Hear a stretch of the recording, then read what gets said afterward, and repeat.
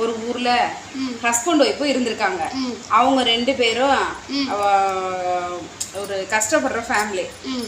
இதுல வந்து ஒய்ஃப் வந்து அறிவாளி, ஹஸ்பண்ட் வந்து கொஞ்சம் அறிவு கம்மியானவர், கொஞ்சம் நாலேஜ் இல்லாதவர். அப்படி இருந்திருக்கும் போது ஒரு நாள் அவங்களுக்கு கஷ்டம் ரொம்ப வந்துருச்சு. அப்ப வீட்டுக்குள்ள நைட்ல உட்காந்து ஹஸ்பண்ட் ஒய்ஃப் பேசுறாங்க, ஒரு முடிவு எடுக்கிறாங்க.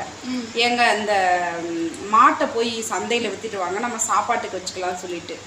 அப்ப பக்கத்துல இவங்க வீட்டுக்குள்ள பேசுறத பக்கத்து வீட்டுக்காரே ஒட்டு கேட்டுக்கிட்டு இருந்திருக்காரு. பக்கத்து வீட்டுக்காரன் வந்து ஒட்டு கேட்டுக்கிட்டு இருந்திருக்கான். என்ன ஒட்டு கேட்டுக்கிட்டு இருந்திருக்கான்னா, இந்த மாடையும் வாங்கிடணும், இவங்கிட்ட ஏமாத்தி இந்த வீட்டையும் எழுதி வாங்கிடணும்னு அவனோட முடிவு. அப்போ இந்த மாடை பிடிச்சிக்கிட்டு இவன் வந்து சந்தைக்கு போயிருந்திருக்கான். இவன் பின்னாடியே ஒன்றும் தெரியாத மாதிரி போயிருந்திருக்கான். போகும்போது போகிற வழியில் எதுக்குன்னு